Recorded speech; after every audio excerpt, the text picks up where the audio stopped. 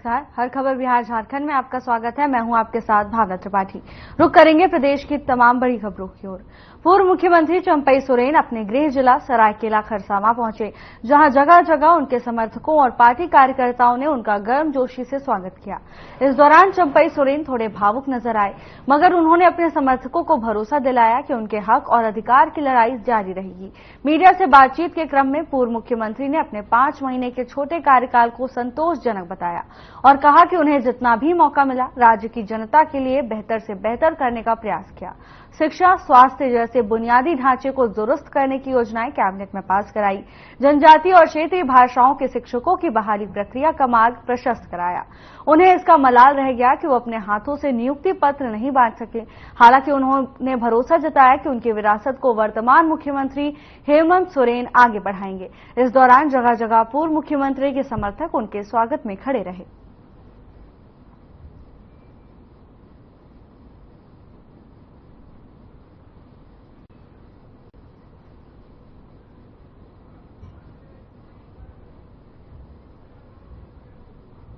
आज हम रांची से यहाँ आए, अपना विधानसभा क्षेत्र भी, अपना घर भी है। इस मौके पर हमारा देश परगना बेजुबिर भी है, हमारा सहयोगी कर्मठ साथी भी है ना। तो आप लोग उससे मिलकर बहुत अच्छा हमको लगा। जो भी हम 5 महीना में जो भी काम काज किया, आप लोगों के माध्यम से जनता के बीच में पहुंचा। मेरा जो भी प्रयास रहा हम का झारखंड प्रदेश के सभी समुदाय के लिए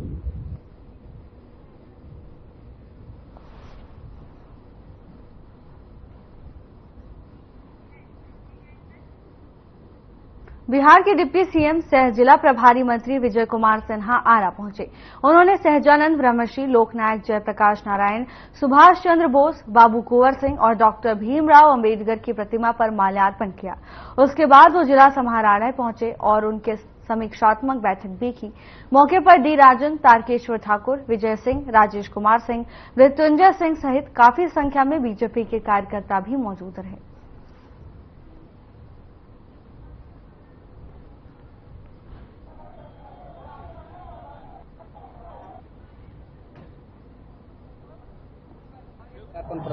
ये बहुत वर्षों के बाद एक स्तर के वरीय मंत्री जिनका नाम है मां सिन्हा जी ने उनको सम्मान दिया। आज के पहले इतना बड़ा सम्मान लालू प्रसाद यादव के बाद कोई मंत्री ने दिया था। आज हम प्रसन्न स्वतंत्रता सेनानी को, ऐसे देश आजाद करने वालों को याद, और तमाम आरा के भोजपुर के जितने भी हमारे ऐसे लोग प्रतिमाएं हैं वहाँ बजाज कर रहे हैं, उनके पास श्रद्धांजलि अर्पित कर रहे हैं। इसके लिए उनके लिए जय, सरकार की जय।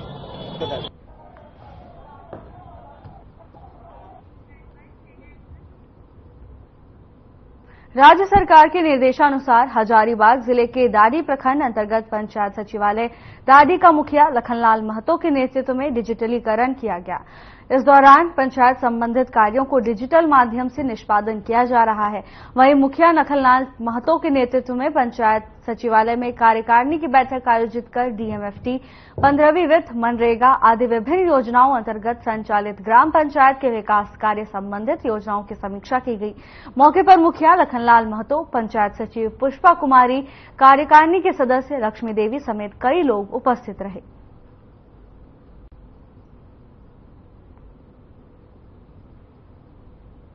सरकार की जो गाइडलाइन है डिजिटल पंचायत की, खास करके मैं पहल करना चाहता हूं कि जो मेरे पंचायत है और खास करके मेरे पंचायत सचिवालय है, यह डिजिटल पंचायत के तरह कार्य करे। और उसी के पहल पर, प्रयास पर आप लोग देख रहे हैं कि हमारे पंचायत सचिवालय के अंदर में हमारे भीएलए भी बराबर बैठ रहे हैं, हमारे पंचायत के जो सचिव हैं वो भी बराबर बैठते हैं, हमारे मनरेगा के जो रोजगार सेवक हैं, डीएफटी है, ये सारे लोग जो है सो आज पंचायत सचिवालय से ही कार्य करने के काम कर रहे हैं।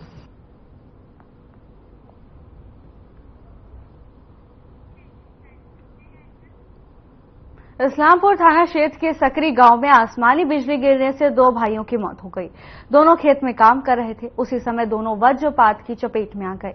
परिजनों का रो रो कर बुरा हाल है।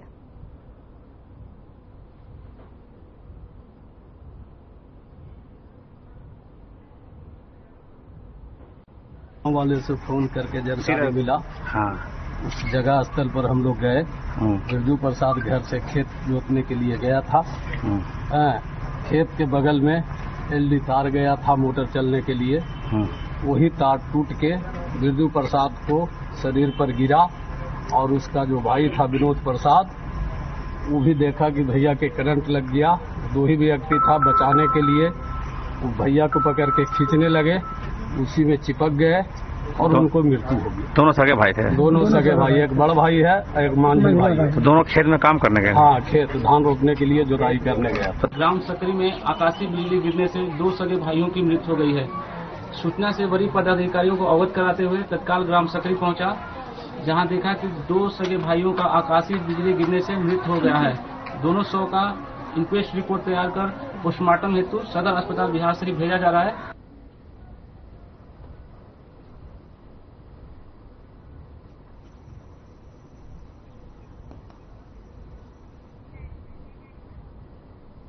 मोतिहारी के शहर के मुंशी सिंह महाविद्यालय में 85,45,000 के सरकारी राशि के गबन का मामला सामने आया है। इतनी बड़ी राशि का गबन बीबीए विभाग में हुआ है। गबन का आरोपी बीबीए की सहायिका अंजू कुमारी पर लगा है। कॉलेज के प्राचार्य डॉक्टर अरुण कुमार ने मामला उजागर होने के बाद प्राथमिकी के लिए नगर थाने में आवेदन दिया, जिसके बाद गुरुवार को प्राथमिकी दर्ज की गई। सहायिका अंजू कुमारी रोहतास जिले के बरनदीहा की रहने वाली हैं। फिलहाल कॉलेज कैंपस स्थित विभागीय क्वार्टर में रहती हैं। बताया जाता है कि साल 2012 से लेकर 2022 तक लगातार सरकारी राशि का गबन हुआ है। ये राशि छात्रों के नामांकन, परीक्षा शुल्क और पंजीयन शुल्क फॉर्म की है। पिछले 10 सालों से छात्रों से प्राप्त राशि को बीबीए के बैंक खाते में डाला ही नहीं गया। प्राचार्य का आरोप है कि बीबीए की सहायिका ने सरकारी राशि गटकने के लिए जानबूझकर कैश बुक के साथ साथ नामांकन रजिस्टर, एफसीआर और डीसीआर रजिस्टर का संधारण नहीं किया गया। हम इन लोग पर इस मामले में कोर्ट में केस कर दिए हैं। समय आएगा तो हम अपना जवाब देंगे। हमको तो कुछ पता नहीं है। एक कभी 50 लाख का, कभी 1 करोड़ का, कभी 85 लाख का। कुछ भी मेरे पास जो है ये नहीं है। आपने गबन नहीं किया? ना, हम कुछ नहीं किया। कौन गबन किया? गबन कोऑर्डिनेटर, प्रिंसिपल और अपना जो कोऑर्डिनेटर हेड है, मालिक है। आपने शिकायत किया था? जी, आपने इस गबन का शिकायत किया था उस समय जब आप क्लर्क थी, जब काम करती थी, तो आपने शिकायत किया था कि ये गबन? हाँ, मौखिक हुआ था। इसको बीबीए डिपार्टमेंट में अंजू कुमारी सहायिका 2002 से कार्य कर रही थी और जब मैं 21 में यहाँ प्राचार्य का पदभार हमने ग्रहण किया, उसके बाद हमको पता चला कि चेक वगैरह वहाँ का बाउंस हो रहा है। तो हमने स्टेटमेंट लिया बैंक से और हमको कोऑर्डिनेटर ने लिख करके दिया कि वहाँ कुछ गड़बड़ चल रही है। तो हमने कमेटी बना दी। कमेटी ने जांच की, मामला संदिग्ध पाया गया, तो फिर कमेटी ने ऑडिट करने के लिए सिफारिश की। ऑडिट के उपरांत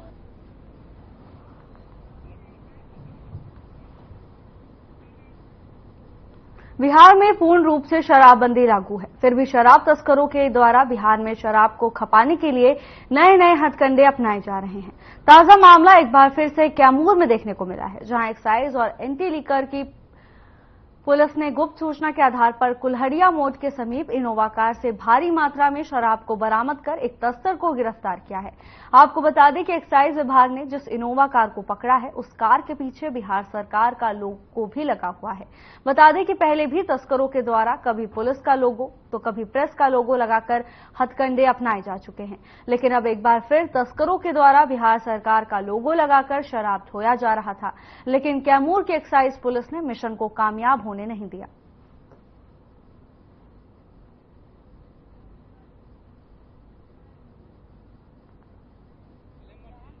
पकड़ी गई है। इसमें सूचना के आधार पर पटना लेके जा रहा था शराब को, सर्च चल रहा है और आगे की कार्रवाई अभी जारी है। फाइल में जो होगा बताया जाएगा। सर जांच कहाँ पे सर पकड़ा गया? ये पकड़ा गया है ये कुल्हाड़िया मोड़ के पास, दुर्गावती थाना अंतर्गत जो कि पड़ता है। अच्छा सर, क्या नाम होगा आपका? ओम प्रकाश कुमार। और सर क्या है आप? SI sub inspector provision.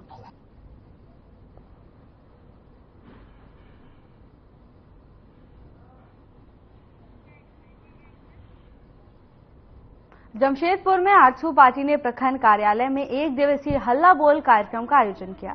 हल्ला बोल कार्यक्रम में मुख्य अतिथि पार्टी के प्रधान महासचिव सह राज्य के पूर्व मंत्री रसम चंद्र सहित शामिल हुए। मौके पर सैकड़ों कार्यकर्ताओं ने 5 सूत्री मांग पर सौंपकर विरोध दर्ज कराया। सहित ने कहा कि भ्रष्टाचार और प्रशासनिक उदासीनता के चलते राज्यवासियों के बीच हताशा और निराशा है, जिसके खिलाफ आजसू पार्टी हल्ला बोल कार्यक्रम के तहत प्रखंड में संबंधित अधिकारी को ज्ञापन सौंपा गया।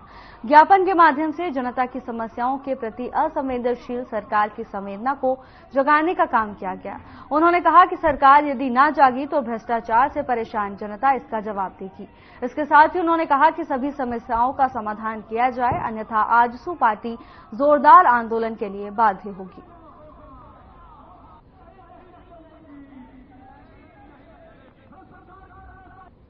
सरकारी दफ्तर में व्याप्त भ्रष्टाचार और प्रशासनिक उदासीनता के खिलाफ आजसू पार्टी पूरे प्रदेश के सभी अंचल प्रखंड कार्यालय में यह हल्ला बोल कार्यक्रम करने का निर्णय लिया है। शासन की मिलीभगत,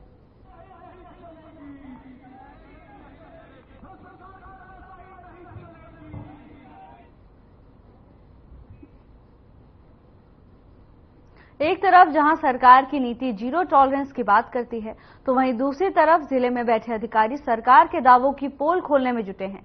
सासाराम के अंचल कार्यालय में घूस लेकर काम करने का मामला सामने आया है। बिना घूसखोरी कोई भी काम नहीं होने की बात भी सामने आ रही है। दरअसल अंचल कार्यालय से घूसखोरी का वीडियो सामने आया है। इतना ही नहीं, जनता दरबार में जब चढ़ावा चढ़ाने की बात मोबाइल कैमरे में रिकॉर्ड की गई तो पत्रकार का कैमरा छीनकर वीडियो जबरदस्ती डिलीट कर दिया गया और धमकी भी दी गई। अब इससे अंदाजा लगाया जा सकता है कि अंचल कार्यालय में अधिकारियों के साथ साथ कर्मचारी बिना पैसे लिए कोई कार्य नहीं कर रहे हैं और जीरो टॉलरेंस की धज्जियां उड़ाई जा रही हैं।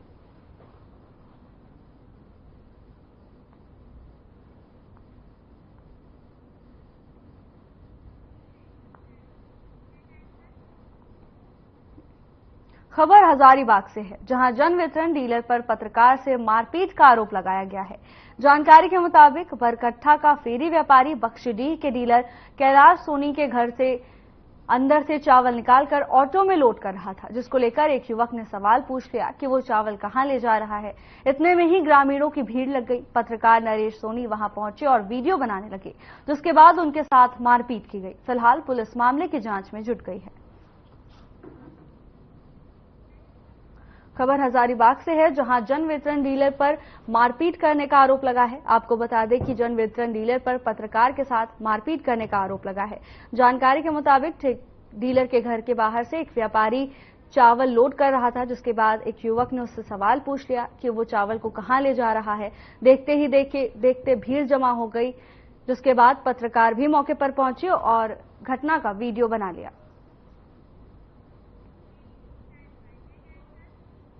स्टूडेंट क्रेडिट कार्ड की सहायता से छात्र अब स्नातक और पीजी की पढ़ाई भी पूरी कर सकेंगे। बिहार के 7 निश्चय के तहत युवा शक्ति बिहार की प्रगति के अंतर्गत बिहार स्टूडेंट क्रेडिट कार्ड योजना से उच्च शिक्षा के लिए छात्रों को अधिकतम 4 लाख रुपए का ऋण मिलता है। पहले इंजीनियरिंग, मैनेजमेंट और वोकेशनल सहित अन्य कोर्स के साथ छात्रों को लाभ भी दिया जाता था, लेकिन इसमें 4 वर्षीय स्नातक कोर्स को भी शामिल कर लिया गया है।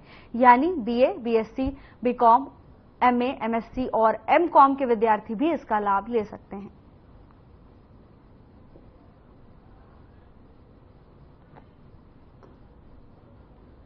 यहाँ से 3 योजना चलता है। पहला है बिहार स्टूडेंट क्रेडिट कार्ड योजना, दूसरा है स्वयं सहायता भत्ता योजना, तीसरा है कुशल युवा कार्यक्रम योजना। पहला योजना के अंतर्गत जो बिहार स्टूडेंट क्रेडिट कार्ड योजना है, उसमें स्टूडेंट्स को 4 लाख रुपया लोन प्रोवाइड किया जाता है, जिसमें रेट ऑफ इंटरेस्ट बॉयज के लिए सिंपल रेट ऑफ इंटरेस्ट है 4% और गर्ल्स और हैंडीकैप्ड के लिए 1% है। दिव्यांग के लिए 1% है। उसके लिए बच्चों लोग को ऑनलाइन आवेदन करना होता है। ऑनलाइन वो कहीं से भी कर सकते हैं, लेकिन वेरिफिकेशन के लिए डीआरसीसी आना पड़ता है। डीआरसीसी आके भी ऑनलाइन करके वेरिफिकेशन करा सकते हैं, फ्री ऑफ कॉस्ट होता है।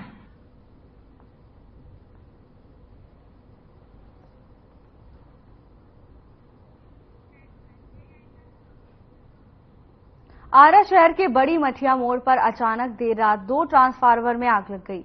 रात होने के कारण इस मार्ग पर कम गाड़ियां चल रही थीं, इसीलिए कोई बड़ा हादसा नहीं हुआ। स्थानीय लोगों ने बताया कि ट्रांसफार्मर से चिंगारी निकली और धीरे धीरे आग पकड़ ली। स्थानीय लोगों ने दमकल विभाग को सूचना दी। मौके पर फायर ब्रिगेड की गाड़ी ने आग को बुझाया। फिलहाल आग पर काबू पा लिया गया है।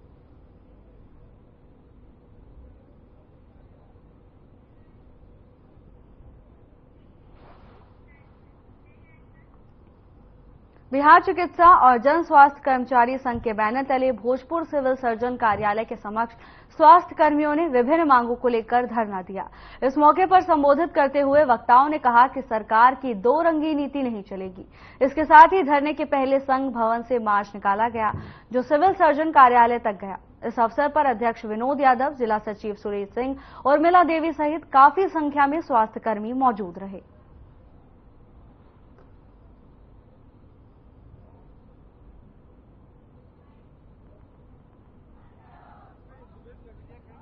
मांग है, बहुत सारा मांग है। मुख्य रूप से कर्मचारियों का आवंटन बंद है।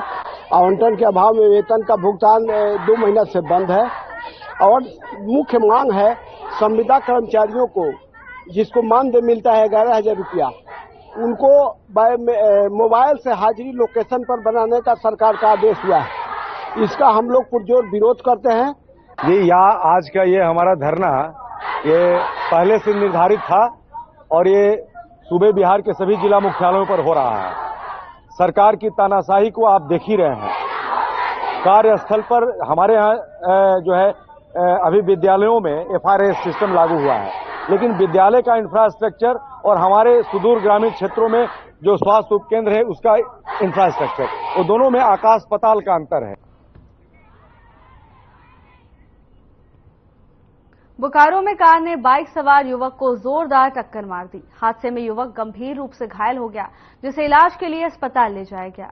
घटना के बाद लोगों की भीड़ जमा हो गई। स्थानीय लोगों की माने तो चालक नशे की हालत में था, जिसके बाद चालक और लोगों के बीच मारपीट हो गई, तो वहीं पुलिस ने चालक को हिरासत में ले लिया है।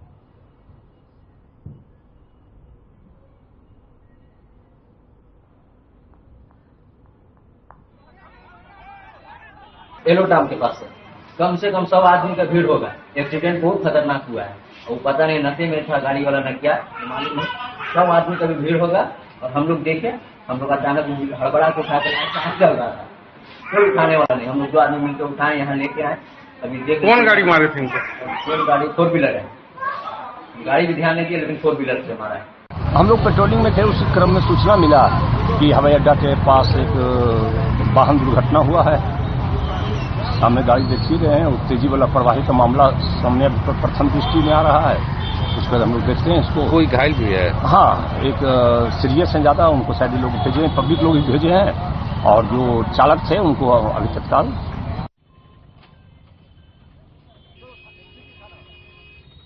पूर्वी चंपारण मोतिहारी में आपराधिक घटनाओं के खिलाफ आम जनता ने कमर कस ली है। जहां लूट की घटना को अंजाम देकर भाग रहे बाइक सवार 3 अपराधियों को ग्रामीणों ने पकड़ लिया और उनकी जमकर धुनाई की, जिसके बाद उनको पुलिस को सौंप दिया। पूरा मामला कल्याणपुर थाना क्षेत्र का बताया जा रहा है, तो वहीं पुलिस इस मामले को अपनी उपलब्धि बता रही है।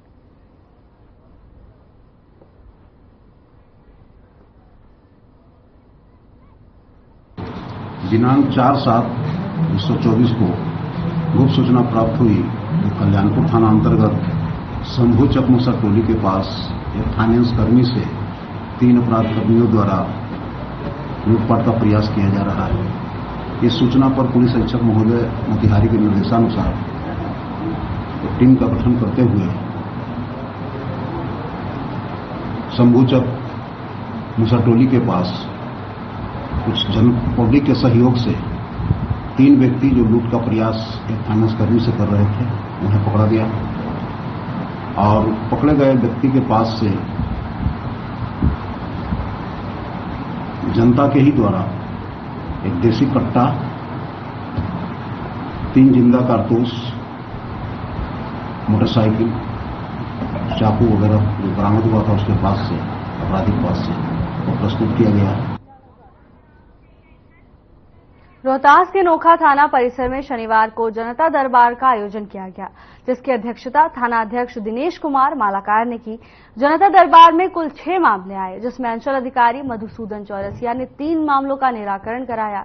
वहीं बताया कि अगले शनिवार को बाकी बचे मामलों का निवारण कराया जाएगा।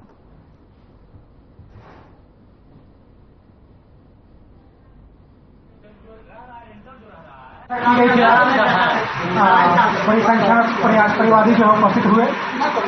कई में एक पक्ष लोग आए, दूसरे पक्ष नहीं आए थे, तो सभी को नोटिस किया गया है, दूसरे बार बुलाया गया है। जिन लोग आए हैं उसमें से 3 लोगों का शांतिपूर्ण ढंग से दोनों पक्ष की सहमति से विवाद कर दिया गया है। और जो मामले अभी पेंडिंग है, जिसमें पक्ष उपस्थित नहीं हुआ है, कुछ पेपर की मांग की गई है। खबर बेतिया के नरकटियागंज से है, जहां नगर परिषद के वार्ड संख्या 1 में सड़क और नाला निर्माण में भारी अनियमितता मिली है। निर्माण के दौरान अभियंता और संवेदक द्वारा गुणवत्ता पर ध्यान नहीं दिया गया है। बीडीओ के नेतृत्व में 2 सदस्यीय टीम ने वार्ड संख्या 1 और 9 में निर्माण कार्य की जांच की।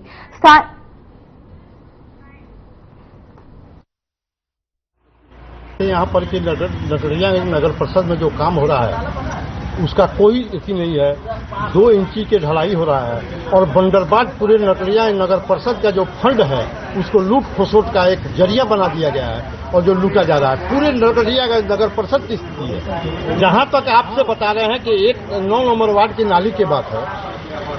9 नंबर वार्ड की नाली जो है 1/11/2023 को मैंने एप्लीकेशन दिया। मैन्युफैक्चरिंग सेक्टर देश में सबसे तेजी से बढ़ते क्षेत्रों में से एक है। इसका देश के जीडीपी में 16 से 17% योगदान है। इसका लक्ष्य 2025 तक देश की जीडीपी में कम से कम 25% योगदान देना है। इसको लेकर शुक्रवार को सरायकेला खरसावां स्थित आदित्यपुर में सीआईवी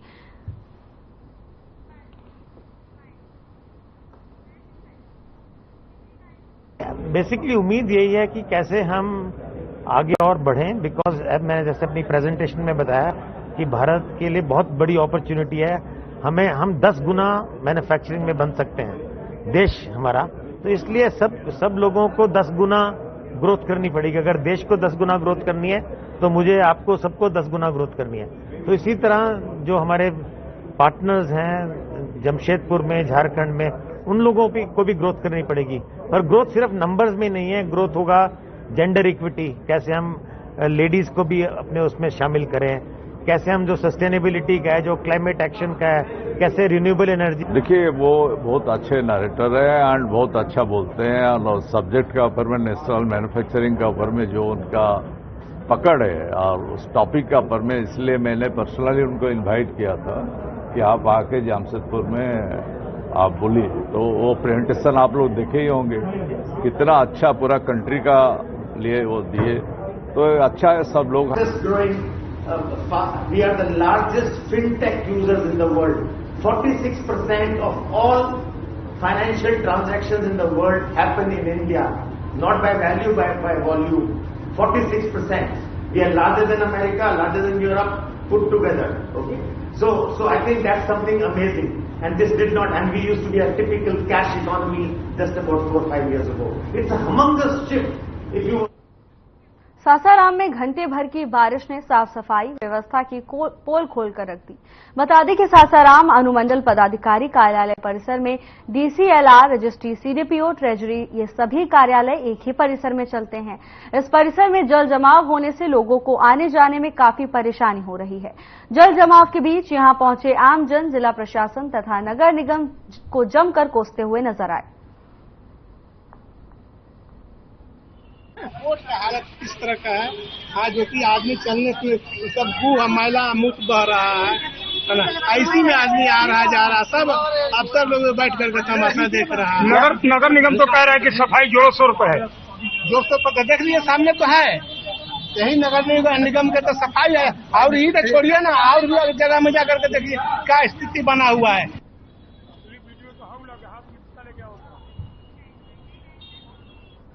पिछले 3 दिनों से लगातार हो रही रुक रुक कर झमाझम बारिश का असर अब नालंदा जिले में दिखने लगा है, जहां एक और नदियों में बरसात का पानी जमा हो गया है, तो वहीं ग्रामीण क्षेत्रों में कच्चे मकान भी लगातार बारिश होने के कारण गिरने लगे हैं। लगातार बारिश के कारण बिहार शरीफ प्रखंड के हरगांवा पंचायत के गोगरी पर विशुनपुर, बेलदारी प्रभु भीगा, डंबर भीगा और हरगांवा गांव में दीवार गिरने से नुकसान की बात सामने आ रही है। इन सब के बीच प्रशासन अपनी तैयारियों में जुटा हुआ है। लगातार बारिश के कारण हरगांवा पंचायत में कच्चा मकान 5-7 आदमी का गिर गया है, 6 मकान गिरी है। उसके अलावा जो है एक गौशाला गिरा है। जान माल की कोई क्षति नहीं हुई है, मगर काफी नुकसान हुआ है।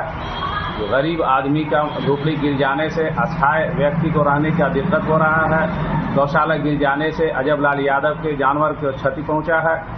साथ ही प्रभु बीघा, विशुनपुर बेलदारी, ग्राम गोगड़ी पर के कई मकान ध्वस्त। बिहार की शोक नदी कही जाने वाली कोसी नदी हर साल कहर बरपाती है।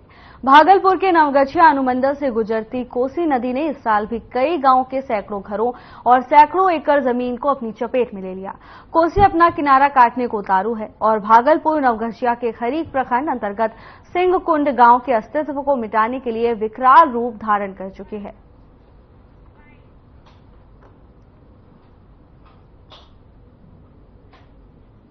दिक्कत सर 10 कोठली का मकान था, सब परिवार रहते थे यहाँ पे। अब कट गया जाकर के दूसरे के घर में परिवार है, खेत में सब सामान रखे हुए हैं तिरपाल टांग के, कोई रहने का व्यवस्था नहीं है। सरकार क्या कर रही है पता नहीं।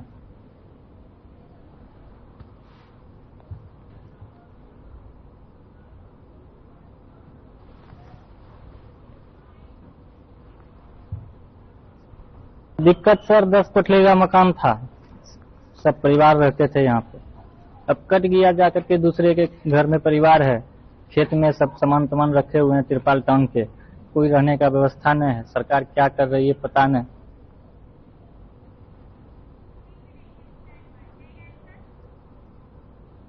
फुलवारी शरीफ के टमटम पड़ाव स्थित हजरत मखदूम सैयद मिनहाजुद्दीन रहमतुल्लाह अलैह का 698वां सालाना उर्स बड़े ही धूमधाम के साथ मनाया गया। इस अवसर पर फुलवारी शरीफ नगर परिषद के नगर सभापति आफ्ताब आलम ने बड़ी ही हकीकत के साथ चादर पेश और राज्य एवं पूरे देश में अमन और शांति की दुआएं मांगी। इस अवसर पर वार्ड नंबर 3 के वार्ड पार्षद भी मौजूद रहे। फिलहाल के लिए बस इतना ही। जल्द हाजिर होंगे नई अपडेट्स के साथ। नमस्कार।